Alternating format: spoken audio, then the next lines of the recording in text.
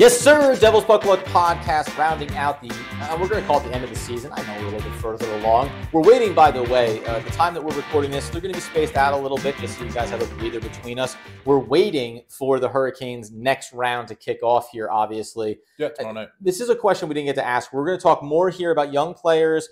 We have everybody from Severson to Hulla to Tatar. There's plenty of names to talk about here with the Devils. And then also Hughes and another young player that hasn't debuted yet with the Devils team. Is it Nemec or Nemec? We'll get down to the bottom of that as well. But not anytime immediately. but we'll figure it out. But the one thing we didn't touch on was, how do you gauge success of a season, or do you care at all what happens to the team that beats you? Because that's the way I looked at like the Rangers series, and then you have a frustrating one against the Canes. Yeah. I looked at it as the Canes are the better team. They're a deeper team, better team. And really Italian. The Canes are the better team. How you know? I said a beep in the ball, but they're the better team. But they were the better team, and that's okay. But now, if, for example, if the Panthers were to absolutely decimate the Canes in 4 games, I go, well, I don't, that kind of stings a little bit more. I mean, Florida's playing insane right now. I know. Too, should be a great series, and that's what you assume. Yes, I do. I agree with you, because I think that you look at the play of the Canes and how they played against the Devils. You want to believe the Canes were just playing incredible. That's what I mean. You don't want to believe the Devils are just like, So for me, I think the Canes were playing incredible. I think that their system, their depth on their team, I think I said it before we started recording. I think the Canes are going to win the Stanley Cup. And do I want that? No. I want someone in the West to win the Stanley Cup. But I think the Canes are going to win the Stanley Cup. Let's do predictions. Let's do predictions right now. It's perfect time for it.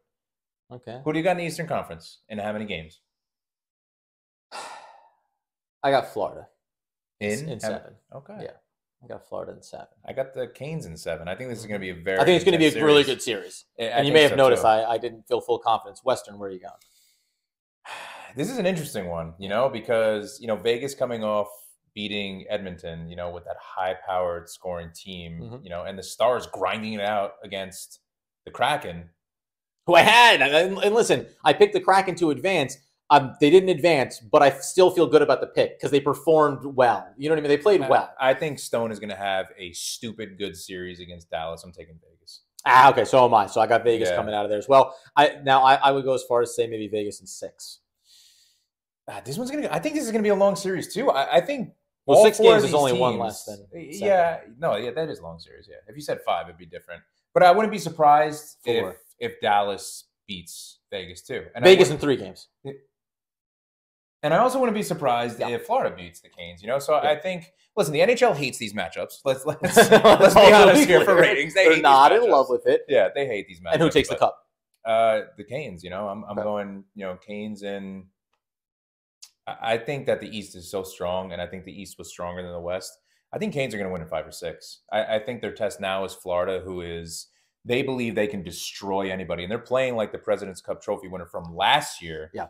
So this is going to be a crazy series. I would go with the Panthers as well if they advance. If the Canes were to advance, I would probably take them. Yeah. I agree with you in terms of the East just being a beast this season and probably being outmatched if you're coming out of the Western Conference. So obviously, Dallas will win the Cup. If we're tracking that correctly. No, but listen, and it is a testament to the Devils, right? If the Canes win the Cup, you almost feel better about the Devils' playoff season, But at the end of the day, it's just like we say all the time. We take care of our business. We do what we need to do to win games and to win series. But, you do look at the Canes like, oh, they won the Cup, so I feel good now. All right, let's. We talked about some of the high-level guys, Timo Meier. We know about Jesper Bratt. But there's a lot of other things going on here for this offseason for the Devils. The first one is this is what they call a layup. Hughes is obviously going to be a starter for this team next season. Point, period, end of sentence. That's it. Yeah. Starter and on the number 1 power play line as well.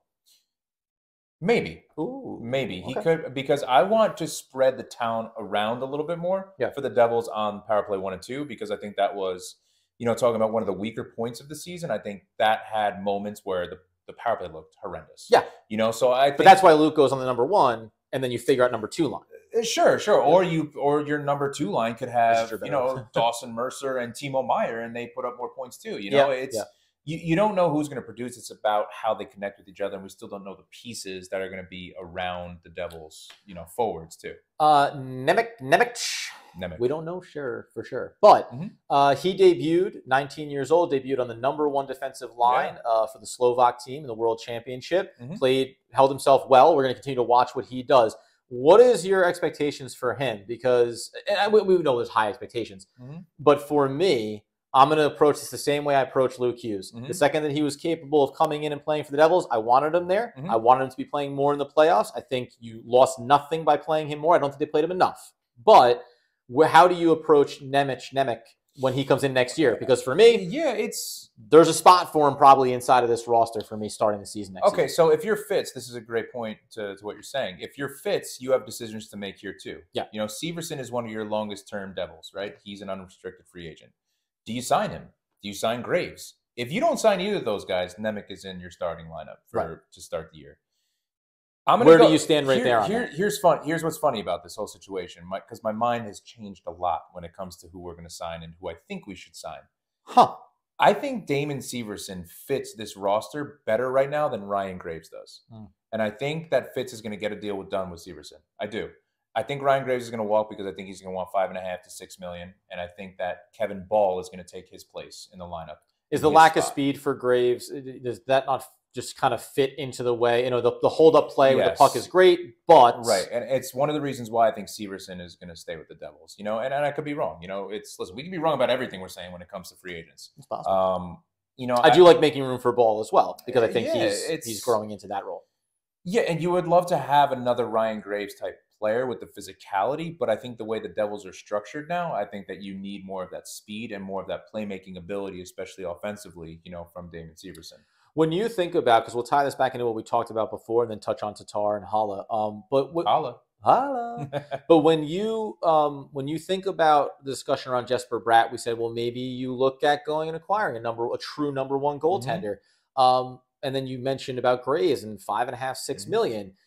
Can a part of this discussion should also be, well, if Jesper Bratt walks for $8.5, $9, and if Graves walks for $6.5, well, now all of a sudden you create money here. And if you think about Nemec stepping into that team role and then Ball taking over and bring back Severson, you now have money to go spend. You have money to go spend, whether it's the #1 goaltender or whether it is a Graves type player that maybe fits into, more fundamentally into what you want to do. And we're going to talk about that as obviously the offseason goes on. We're going to kind of target and look at who would be a target, for the Devils if they don't sign certain players. There's a couple in my mind, but do you fundamentally think that opening up, and that's it's a tease in a lot of ways, but just the idea of opening up, $15 million-ish dollars, I just think it's the unfortunate part of coming out of a season like this and saying, man, everyone played their roles and some guys were better at certain points than others, etc. And then you get to the end of it, and I think the one thing the Devils can't afford to do is kind of rest on their accomplishments of this season when hey, a tweak here or there. And again, we've mentioned this several times now, that Kane series is a little bit of the wake-up call to the depth necessities you need when it comes to playoff hockey and needing to make those tweaks. They're also young, too. That's one of the big things. But you look at it like this. You don't want anything to happen to the core, and that's the big Jesper Bratt argument, and that is Jesper Bratt's agent coming in saying, hey, Jesper Bratt is part of this core. Yeah. He's worth this money because he's part of this core. Right. You know what his negotiation skills are going to be like, that the agent. And listen, you expect it. Yeah. But to me, it's you don't want to get away from that core mentality, keeping these kids together to develop together. And I think we talk about people taking less money, players taking less money. I think Damon Severson is going to be one of those guys. I think that he on the market. See, I think he fundamentally gets it. Yeah. Because he grew with this team during their worst times, and he is coming in now to the Devils being a contender. Because I think no matter what happens right now, I think the Devils will be a contender next year. Yeah, and we want to get to Hala and also Tatar, but on Severson's front, that's the kind of thing where I think the length is there, right? The money gets spread out. It's not as high as you could get on the market, but you end up rewarding him by saying, hey, you'll be here, whatever it is, 4 years instead of 2 years on the market, whatever that looks like, right? And I think that gives you that flexibility as well. Tatar, Hala, where do we stand on them? When we talk about the core and veterans and want to have that balance. I loved what Eric Hala said in his exit interviews, that this is his family and he wants to be here. And I think And I think that it plays very well to the Devils fans. I think it was That's right. It says say all the right things. Yeah, it's smart going into negotiations, obviously, with Fitz. And I think Hall is going to stay. Yeah. I think he's going to be your third line center. I think that's solidified. I think McLeod is obviously still your fourth line center. And dude's coming though, man. Listen, I love Tatar. Mikey's coming, buddy. Yeah. Watch your backs, boys. The jersey's coming. That's the first jersey I'm getting. I love it. I this is a complete side tangent. I liked him during the regular season. I fell in love with his play in the playoffs. You mentioned fourth line center. Yeah. So it looks better against other, lesser competition, lesser lines for other teams, but it just looks like it's there. And I think in terms of jumping off points for a lot of guys, it was a great playoff run for Jack Hughes, obviously. And we'll reflect on some of those things even more as we move through the offseason. But for Mikey, it just felt like, there's like something clicking here that you weren't seeing during the regular season. And it gets you really excited to see, hey, what does it look like next year for him? Absolutely. And we talk about it. Let's talk about the Rangers series right now. Yeah. Stock up for players, McLeod is on the top of your list. Stock up for me is Timo, the way he played, not scoring goals, not getting assists, but he impacting the game. Made such an impact. Stock up, Kevin Ball. He played absolutely incredible. Stock up, Kier Schmid. What he did against the Rangers. So, I agree with everything you're saying. We're kind of on the same point with this. Going to Tatar, going to Tuna, I don't think he's going to be a Devil next year. And I really like Tuna, and I would love to see him be a Devil. It rubbed me the wrong way that he wasn't around for the exit interviews, and he said he didn't realize he had to be there. You never know. He's been in the league for 10 years. He knows that. Do they always do exit interviews? Always have exit interviews. Every year? Always. So there's always going to be exit interviews. But so I get it. Listen, and by the way, maybe he was just they played their ass off this series, this playoff season. So there's frustration there. There's emotion.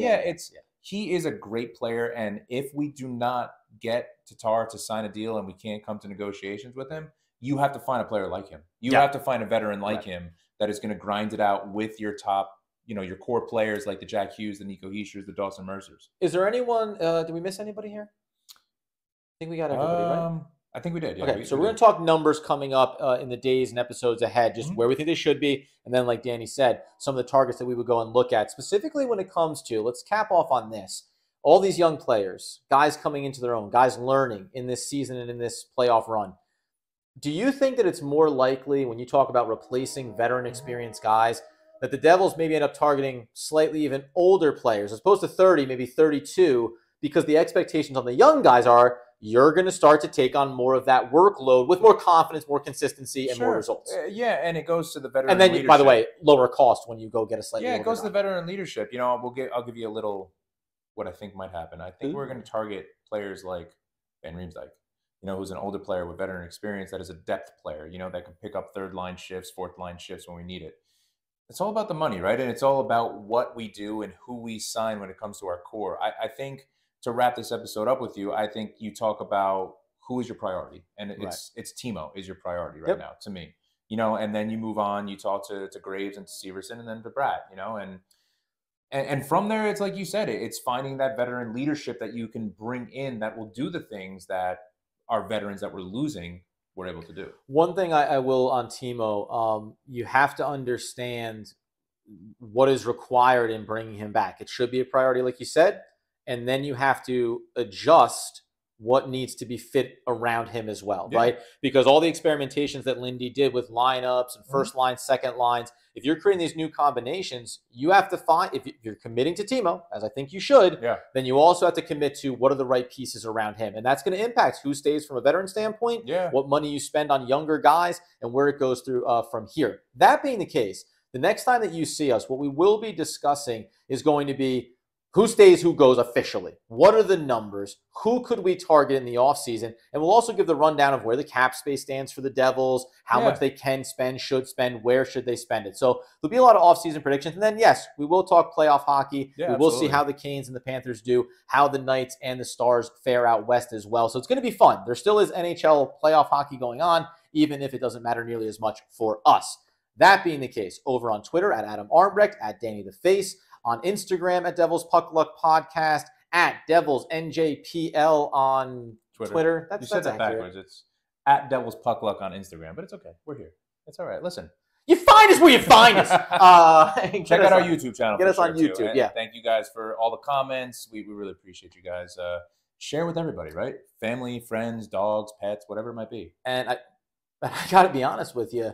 No longer so too may it be as it was on the ice. All things gravy. We got to move in a different direction here. It's just the. But facts I won't. I'm going to be happy if they sign him though too. Let's 100%. And by the way, that's coming up here. Desires and expectations. But we had to push a pause on that. So at least for the moment, I think we'll just leave it as Luke and Jack on the attack. How long were you thinking about that? Literally. Top of the dome, boys. Wow. That's a Pros Pro. We'll see you next time right here on Devil's Puck Luck.